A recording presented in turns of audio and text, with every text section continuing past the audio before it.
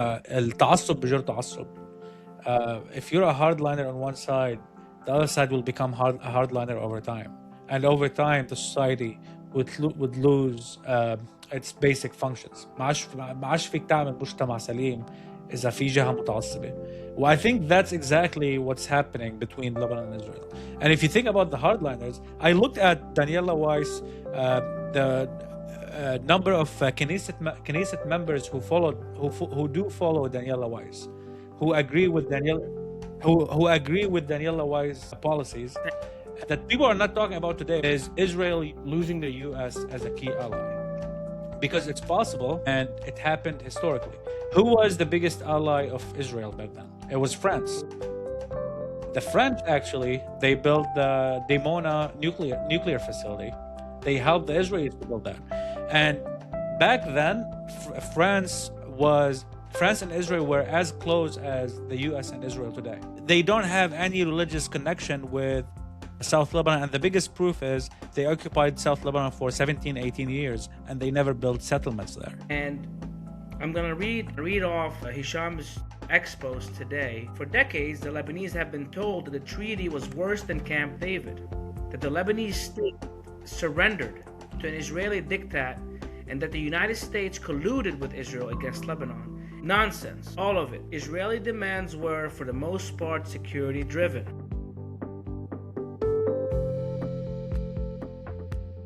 We're on, Jeffrey.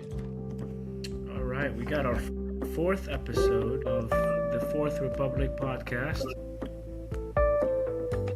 Israel, with things that are going on, I think it's appropriate to talk about that. So I'll open it up with two Bible verses. They come from the Torah.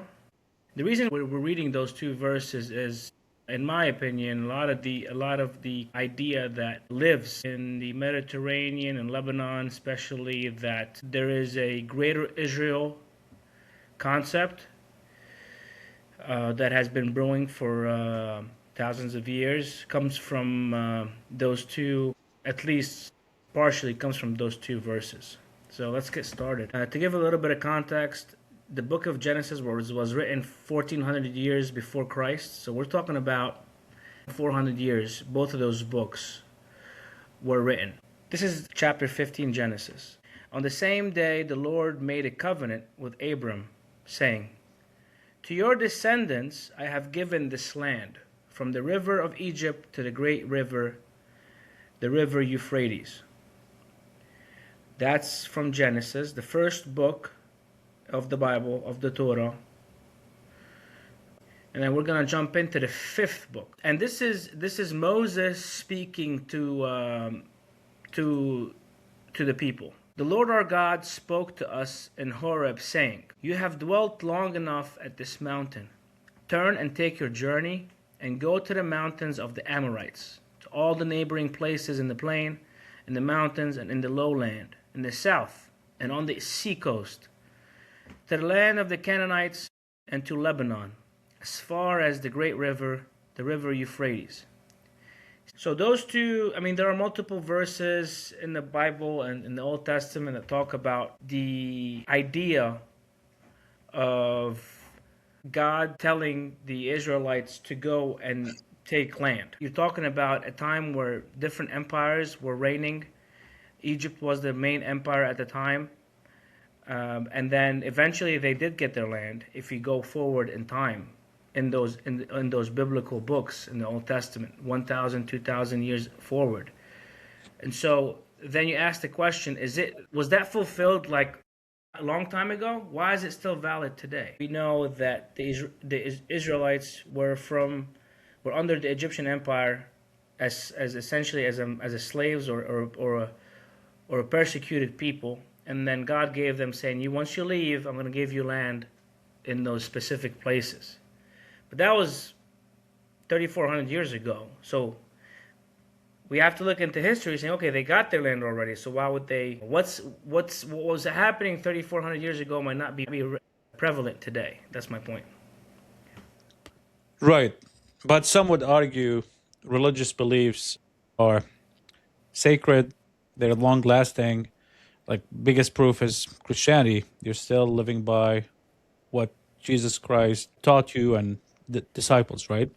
So Yeah. so why would you think it's a myth? So it's important to read. I believe the Bible is, or at least the Old Testament and the New Testament, it's prophetic, it is descriptive, some of it is contextual at the time, some of it is relevant to everyday life. The reader has to be able to distinguish that. If God said to the people of Israel, go and steal and kill at that time 3,000 years ago, is it valid today, or was he describing what happened at a specific event? And so I think you as a reader, when you take a verse or two out from the context, and if I just told you those two verses, you would think, oh wow, they are really going to take Lebanon over. But you have to read the context of who is he talking to, what was happening at the time, what happened afterwards, to actually make sense out of it. And I don't think people do that. There are different Jewish beliefs. I mean, I'm sure there are minority that take things verbatim from 3,400 years ago, and there are people that actually understand that being described was something at that time in place. And the majority, and then now you start relying on actions, right? What happened the last 100 years? Were there intentions? And then you start to look at historical facts of people, and then you can make your decision.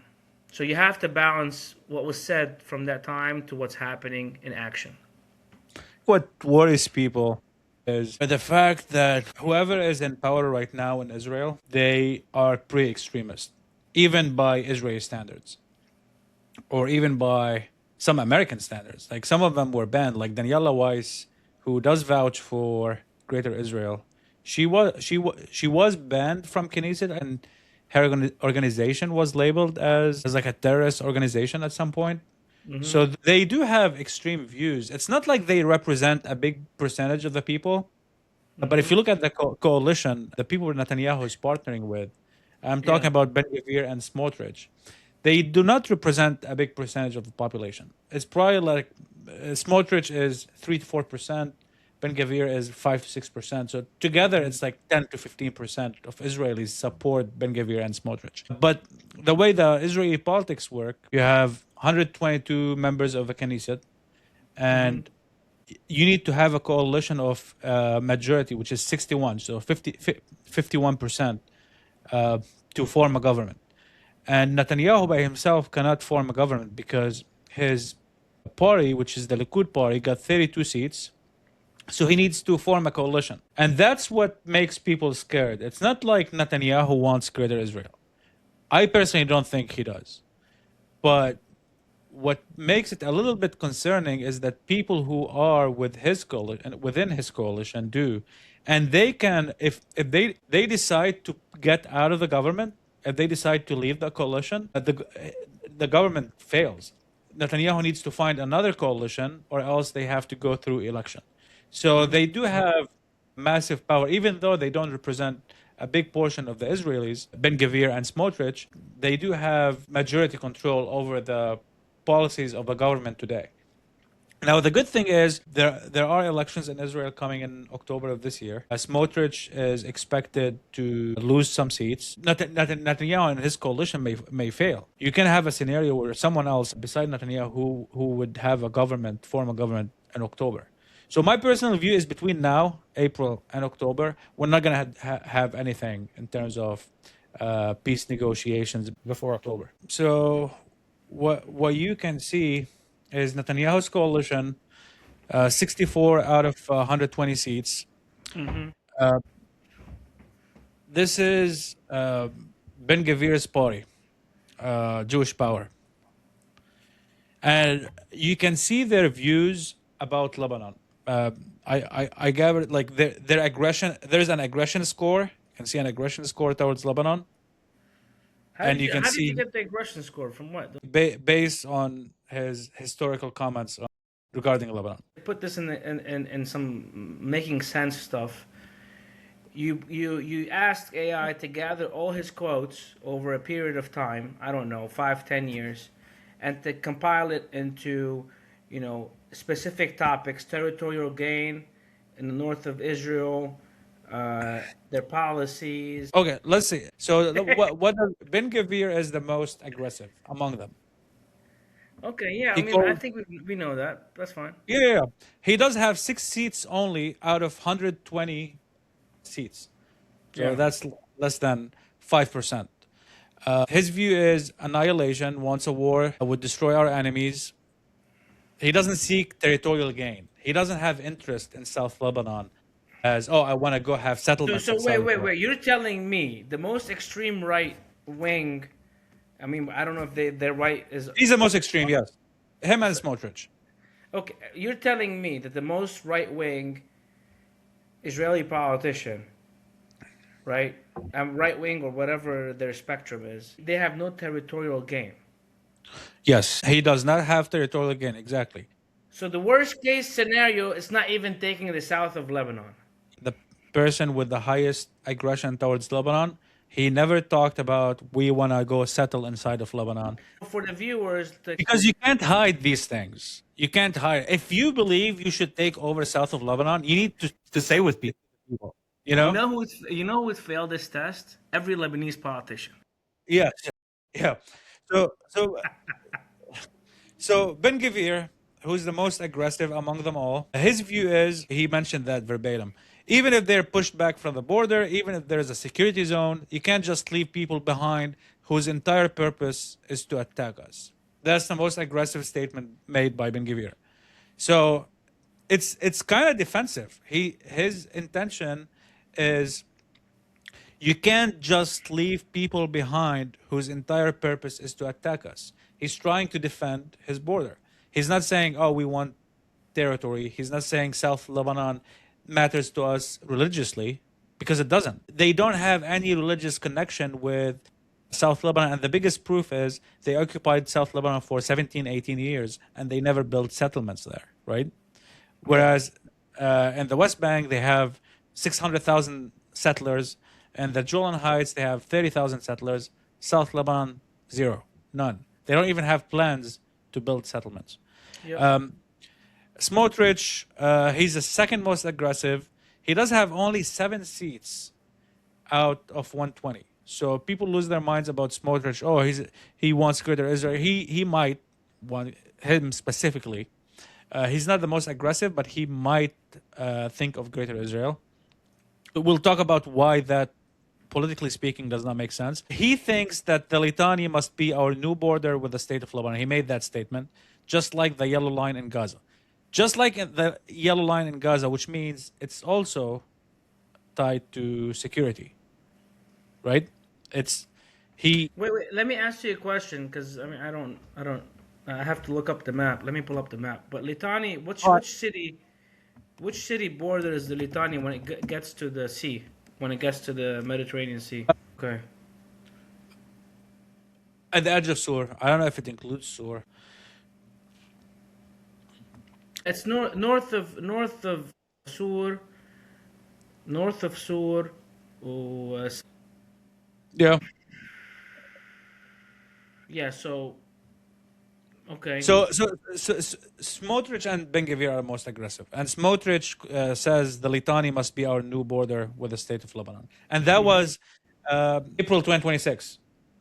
It was a very recent statement he made. So you can make the argument that he made it after Lebanon or some party within Lebanon launched 2 wars against Israel. So even the 2 most aggressive people have never mentioned we need to occupy South Lebanon to build settlements. Let's pause for a minute, because some people think they are going to occupy all of Lebanon, not just the south. Yeah. There's nothing that shows that Ben Gvir and Smotrich, the most 2 extremists within the coalition in Israel, have said anything about that. I'll show you what made people think that way in a minute. But if you look at Likud party, Netanyahu, he got 32 seats out of 64 coalition, so he got 50% of the coalition power. Netanyahu is actually the most pragmatic among all of his coalition members. He's very focused on a security zone. He's pragmatic. His most aggressive statement We want the dismantling of Hezbollah's weapon, and we want a real peace agreement that will last for generations. That's the most aggressive statement that Netanyahu made against Lebanon. So when you think about this extremist, which is extreme, it's an extreme government by all standards, especially Ben Gvir and Smotrich. But actually, that supports the point that Israel does not want to occupy South Lebanon out of just part of Greater Israel. And the other parts of the coalition, they're very pragmatic, like the Shas, whatever Netanyahu wants. Most aggressive statement is the army is not leaving until Hezbollah is disarmed. It's very Hezbollah focused. And United Torah, they never mentioned Lebanon. They don't care. They care about the West Bank. They care about Gaza. The United Torah is the ultra-Orthodox. Yes. The Ashkenazi. Okay. That's correct. If we look at the last 100 years of Lebanon, we know that the only time Israel occupied Beirut or reached Beirut was 1982, right? And the last, I would say the last couple of years, last year or so, when we had on the last episode we had Hisham Bonasif, our guest speaker, who was going through these files at the time, and he's been doing that for the past 18 months of his and we're in April, so the past 18 months he's been going through it. And I'm gonna read off Hisham's expos today. We're in April 24th, and I'm gonna read off of what he's after his research, what he said.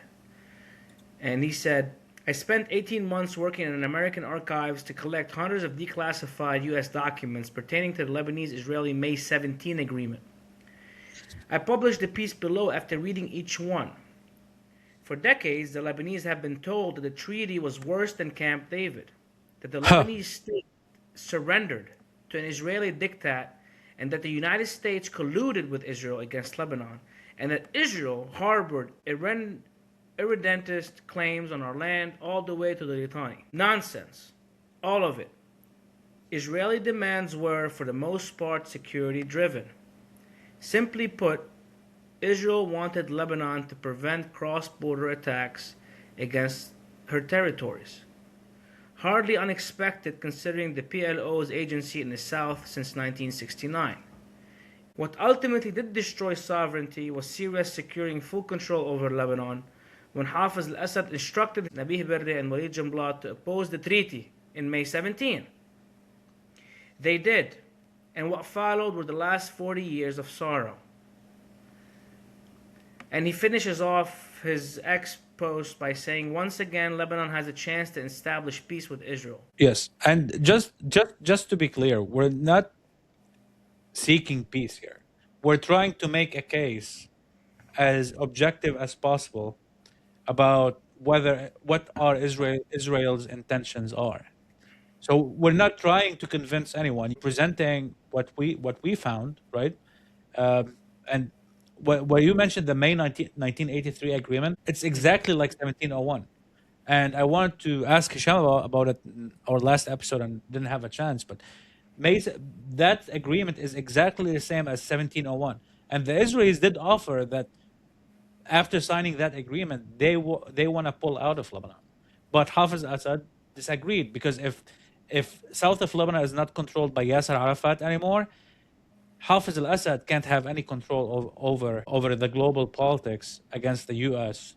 And he tried to play that South Lebanon card with most of his politics with the U.S., and that's why he was against the agreement, because it did forbid Yasser Arafat from being in south of Lebanon, and he wanted him to stay there, and that's why. The point is, we can establish that this is recent history, recent as in the last 50 years, that even then the Israelis had the upper hand because they were already in Beirut. They were. They already had the upper hand. They didn't need to do the May 17 agreement. They didn't need to pull out. They had leverage, even against the U.S.'s wishes. And that's another topic in conversation that we always bring up, that the U.S. and Israel always aligned politically, and they're not aligned politically. Yes, And yeah. well, they're not aligned. We'll know. We can go back to the formation of Israel in 1948. Who voted against the state of Israel being formed, and that was the It was U.S. the U.S. Yes, That's right. exactly. You mentioned something important, to seek peace. I do have a different view about why would they seek peace. So people would think like when you say they seek peace, they would think like because they're very nice to us, but they just want peace. I don't think that's why they want peace. I have a different theory about why they want peace. But why do you think they want peace? Why do I think they want peace? Mhm. Well, number one, I do think they want safety for the northern Israelis. Number one, and number two, they believe that we've heard Yusuf al-Khoury and multiple people say this is the era of the Abraham Accords, but in reality, and you can agree with that. In reality,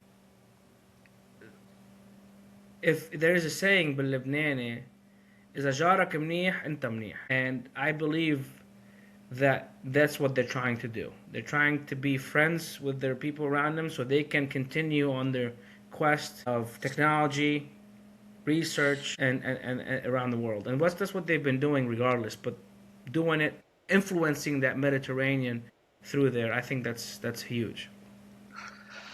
Yeah, I mean it's possible. My view is more cynical. I think that Israel wants peace for their own, of course, for their own self interest, but for self preservation. And if you are if I you agree. are if you are Netanyahu today, and you look at how the world is changing, your biggest fear, the number one fear that people are not talking about today, but I think people will start talking about a couple of years from now, is Israel losing the U.S. as a key ally, because it's possible and it happened historically. Who was the biggest ally of Israel back then? It was France. The French actually, they built the Dimona nuclear facility.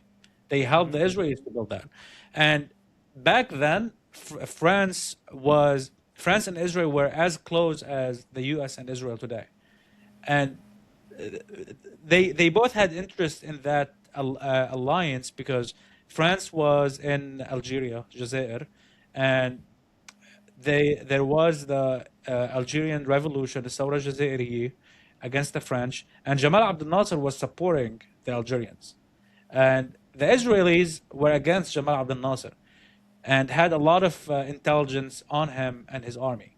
So the French wanted the Israeli intelligence to tell them what Jamal Abdel Nasser and the Algerian revolution were planning, and the Israelis wanted weapons from France. And that lasted until Israel pulled out of Algeria. I'm sorry, until that lasted France. until France pulled out of Algeria. After they pulled out of Algeria, there was no interest in being very close to the Israelis on one hand. On the other hand, France wanted to be closer to the Arab countries, Saudi Arabia, most importantly, and Egypt.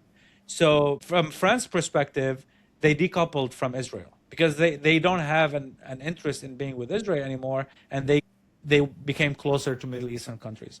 So, for Israel today, the biggest fear, if that would happen in the US. And we are seeing signs that that would happen. So that's very important for people to understand, because you mentioned Israel seek peace. Yes, I do agree with you. They do seek peace. But they don't seek peace because they just want to be nice. They seek peace because they are seeing really meaningful changes inside of US politics and the US view towards Israel. That's like, I feel like it's common sense. Peace is a mechanism for self-preservation, isn't it? 100%. And war is not a mechanism for self-preservation. I think But it war makes is it different. is a defensive mechanism, not an offensive mechanism when you are threatened. And But I'm yeah, keep going. Show us. sharing my screen with you. These are survey results.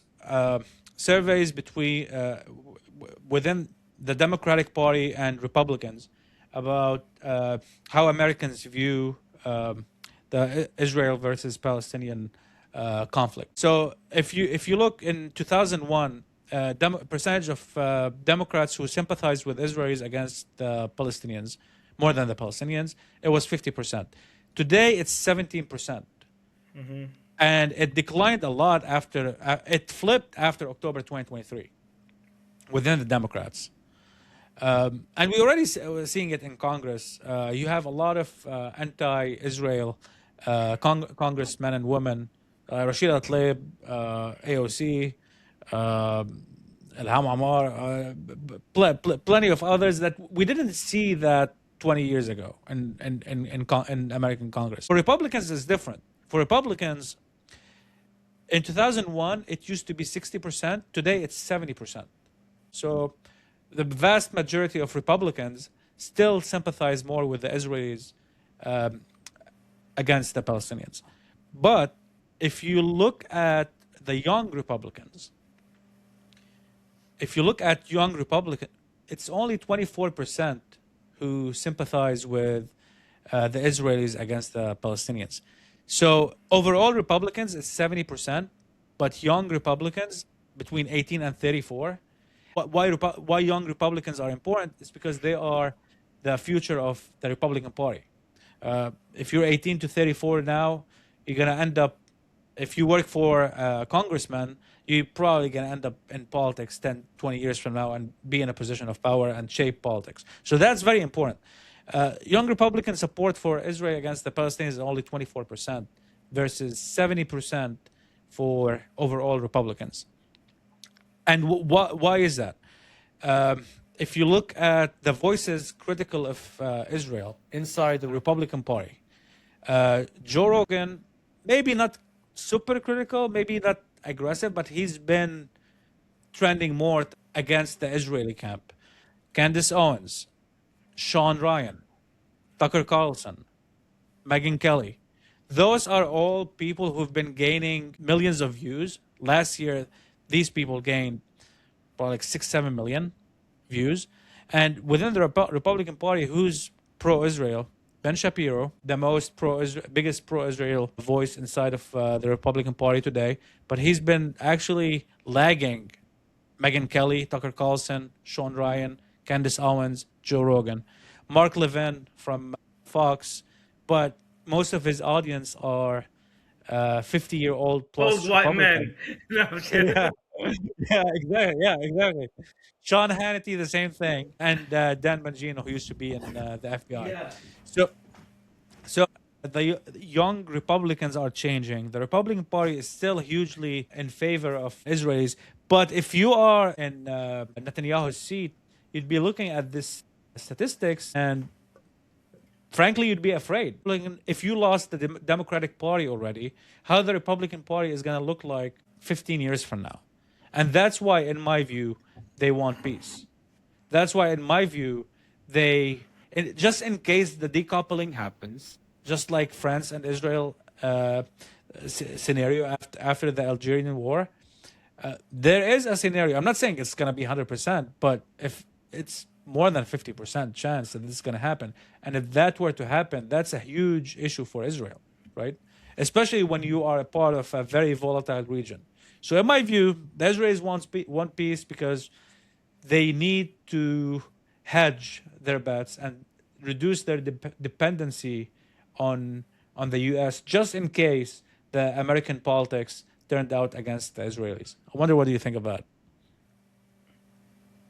I think that is true, but I think for Lebanon it's a special case because if you look at the relationship between Lebanon and Israel, historically speaking, I think it's always been a relationship that is mutual. Back to King Solomon and King of Tyre, and those times. We're talking about thousands of years. And I think that I feel that Israel has a soft spot for Lebanon. Maybe they don't have the same spot for Syrians or Jordanians or Egyptians. Well, feeling is not enough with politics, Jeff.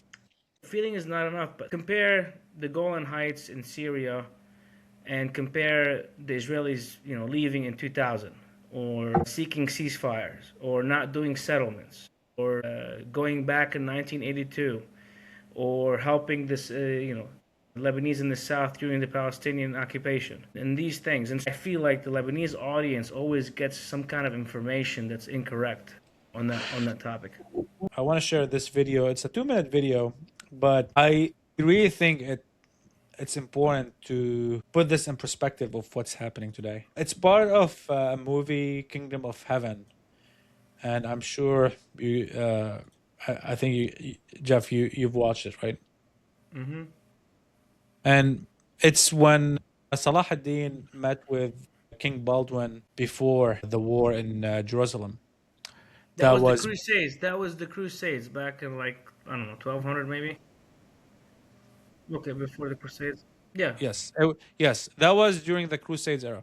Let's watch it.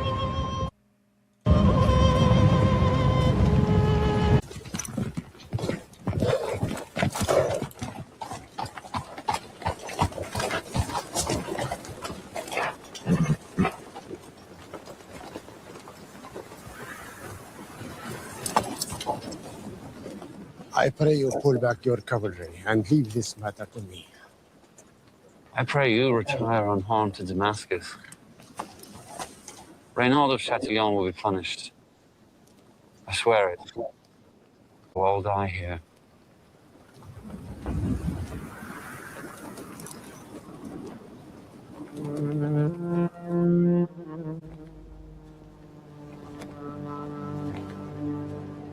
Do we have terms?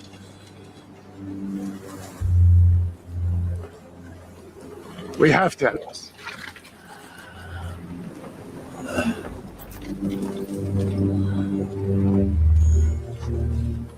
I will send you my physicians. Assalamu alaikum.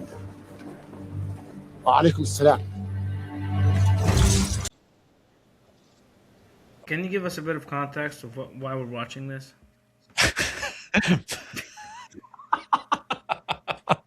Okay.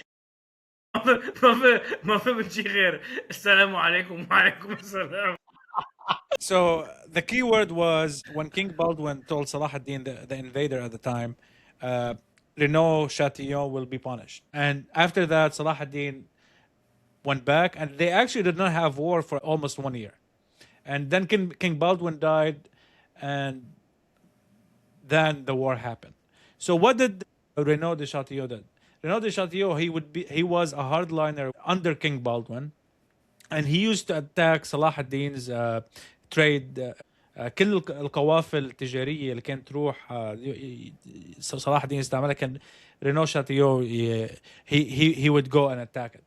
So it made me think of exactly the same situation today, how the hardliners within both parties, once they have the opportunity to do their own agenda, they can actually create moments of war and crisis. And you can have peace between Lebanon and Israel as much as you want. You can't deny the fact that there will always be hardliners on both sides, whether it's on the Israeli side or on the Lebanese side. And the key is to create a framework, a peace framework, and an enforcement mechanism where those hardliners, you do not have to take them out, because there will always be the Smotrich, the Ben Gvir, the Hezbollah, who want to go pray in Jerusalem one day, and you'll never rid of hardliners. You never get rid of hardliners. But the key is to limit the opportunity for these hardliners, like limiting the opportunity of Renaud de Chatillon to go and attack trade routes and go and do their own thing without enforcing repercussions against those people. So when people, why I'm bringing this up is when people go point towards like hardliners within the Israeli community, you can't deny the fact that they will always exist. The key is for both countries to enforce and have a mechanism in place where those hardliners cannot seize the moment and create moments of war, just like Hezbollah did on March 2026 or October 2023. And if you go back to the hardliners, I wanna share with, if you beside Ben Gvir and Smotrich, there are more hardliners within Israeli politics. Like Daniela Weiss is the most known hardliner. People say to me, why don't you explain to the Jews in the United States what is exactly behind your thinking? I explain. But I'm laughing because the right word for it, you have to brainwash all the time. You have to say, to explain it, to live it, to cope with it. My husband says to me, why do you speak to your children all the time about Zionism, pioneers in Judea and Samaria, settling, and all my family are settlers here. Because this is the only way to continue Zionism. I want to have for the Jewish nation the promised land from the Bible, from the Euphrates Yes. to the Nile. And I'm sure it will be. And what about southern Lebanon? If it is part of it, all of it, even parts of Syria, part of Iraq, part of Iran. It's huge. You think you have any way of convincing people that that would be a good idea? I convince many. Many people believe in it. I don't see anything anything extreme in my approach. It's the basic Jewish approach. So we talked about Daniela Weiss and hardliners and how actually, like, the thing about hardliners is they feed on each other. التعصب بجر تعصب. If you're a hardliner on one side, the other side will become a hardliner over time, and over time the society would lose its basic functions. ما عادش فيك تعمل مجتمع سليم إذا في جهة متعصبة. Well, I think that's exactly what's happening between Lebanon and Israel. And if you think about the hardliners, I looked at Daniela Weiss, the number of Knesset members who do follow Daniela Weiss, who agree with Daniela Weiss policies. Knesset members, parliament members in Israel who are active pro Daniela Weiss. They attend her conferences, they endorse her, they agree with her policies. Daniela Weiss represents the maximalist view. Greater Israel, kneel to Al-Furat. 1984, there was only one. He's Kach who's actually also Ben Gvir's idol. They all belong to the same party within Israel. They're called the maximalists. 1984 won. By 2020, 2021, Can they you were zoom sick. in a little bit? Yeah, that's good. خلاص بزيادة. In 1984, there was one. 1982, Kach was banned. The maximalist view, Daniela Weiss' party, was banned in 1988. Then they got unbanned. So you see, over time, that maximalist party, remember, there are 120 members in Knesset. Today, 14 Knesset members out of 120 support the maximalist view. They are Ben Gvir and Smotrich, really. So over time, you see that. Are you saying that between the PLO and Hezbollah, the maximalist view has increased because they feel themselves they are threatened by people that are trying to eliminate them and wake up every morning and say Al-Maut Israel? So then Yes. they have become hardliners and they have selected to become maximalists. Exactly. Right. And my view is, if Lebanon does miss the opportunity to put an end to this, to put an end to the cycle of hate, then I think the maximalist view in Israel would become supermajority. And then we might have a party that really seeks that true greater Israel. Today, it's not the case. But the trend is showing that over time, as you increase the violence and hostility towards Israel, the maximalist view inside of the Knesset is increasing. Today, it's only 14 out of 120. You know what? I like how you're putting this. You're reversing the mindset that if you keep acting on violence and thinking the myth that they're a threat, then you're actually creating them as a threat. But if you select peace, then that threat goes away because that's not their initial intention. You, as in the Lebanese hardliners, are the ones that are creating those types of initiatives. You're accelerating the cycle of hate and you're enforcing the hardliners in Israel. And actually, Ben Gvir today, young Israelis support Ben Gvir more than anyone else. And that's a risk. So it's He's interesting. You know what came up to my mind when you said that? Young Americans are pro-Palestinians, and young Israelis are pro, essentially right-wing, Ben Gvir. right. Very, And very interesting that it's on the opposite spectrum, totally. 100%. That's why I think my view is there will be decoupling between the Israel and the US at some point. We can't say that for sure. It's more complicated than that. It's more complicated than what people think. There are events that we can't foresee that can shift things around. Like October 2023, who expected October 2023 is going to happen? And that accelerated the Democrats' opposition against Israel. So you spoke about the Greater Israel from From a biblically speaking. biblical and rabbinical or Torah perspective. Yes. And I want to show you this map of the actual biblical view of Greater Israel. So this whole circle is the map of Greater Israel. It includes Lebanon, all of Lebanon, Syria, half of Iraq, half of Saudi Arabia, and guess what is in here in the green circle? That's in Saudi Arabia. That's the city of Neom. Neom is a project, the future project of Saudi Arabia.